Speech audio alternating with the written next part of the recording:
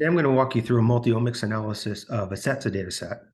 And this is looking at proteome-wide perturbations after 5-FU treatment. And we're going to use this example from the Northern group looking at 5-FU metabolites and thermal stability changes across the proteome in response to these metabolites. CETSA is a very powerful method, if you're not aware of it, that uses thermal stability as a way to measure perturbations across the proteome in response to some initial perturbation. So what I've done is collect those changes from the supplementary file. These are the proteins that change in thermal stability.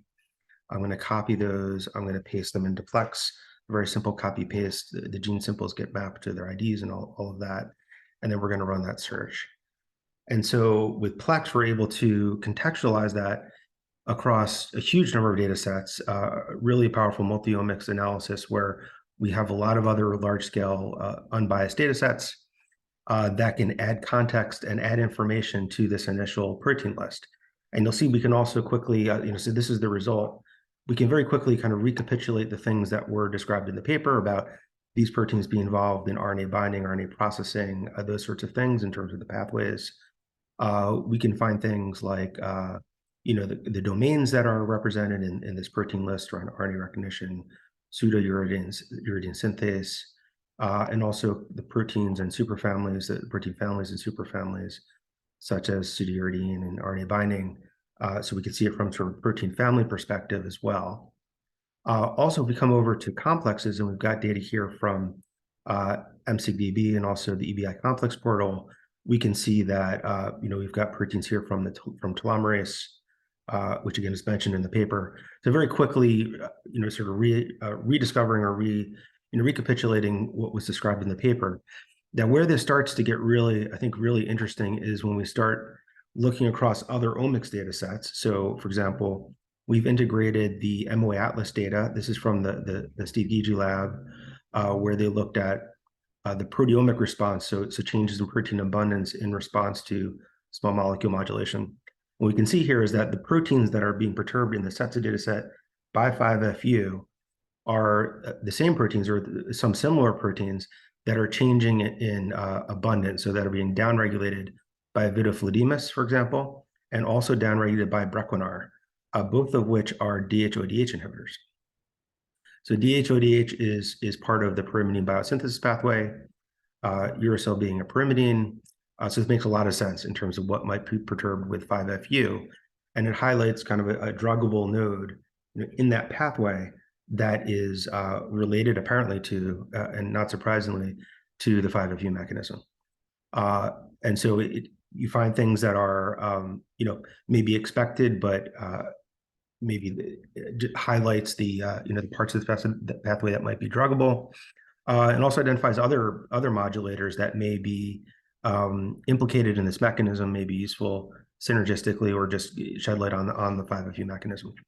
And so this is coming at it from a small molecule perturbation, protein perturbation angle, protein abundances in this MoA Atlas data. So that's adding context to the CETSA data. We can also do things, more orthogonal approaches, other different approaches, for example, using Perturb-Seq data.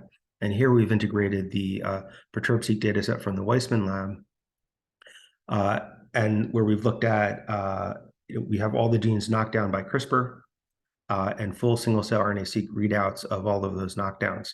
So we can tell the genes, from that data set that are modulated by a specific gene knockdown. And what we can see here is that the genes that are, in our CETSA result after 5-FU treatment or FUR treatment, there's an overlap with the genes that are downregulated by GSPT1 knockdown.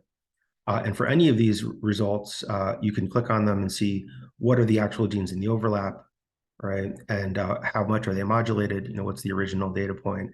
You can click on these to go back to the original data source as well. And by the way, this is the same result for FUR, which is the ribose form metabolite. Also, the deoxyribose form, which I'm not showing here, gives a very similar result with GSPT1 very near the top. I should mention, if I come back to proteomics profiles, again, all of these, you click on these results, it shows you the data behind that. What are the genes in the overlap? What are the scores that are involved? And links back to the original data source. So you really get this comprehensive and very simple way to contextualize data across a huge number of other data sources. I'm showing you here, I focused on the proteomic profiles and Perturb-Seq. Obviously, there's a lot more data here. So we have RNA profiling data, all the major gene expression data sets, including databases, including Geo, Expression Atlas, MCDB. All of the CCLE data is here as well. So that's the depth map and mutations and up and down regulation, proteome level, RNA level, copy number, et cetera. Also CRISPR screening data from the ORCS database and many other data sources. And these keep growing as well, we keep adding. So it's really a true multi-omics analysis that really has exhaustive, comprehensive coverage of massive number of data sets that allow you to find new angles and new insights into the full mechanism, modulators that both could be used to modulate the mechanism, but also could be informative about the details of that mechanism and a number of other things. So if you found this interesting and would like to learn more, please reach out.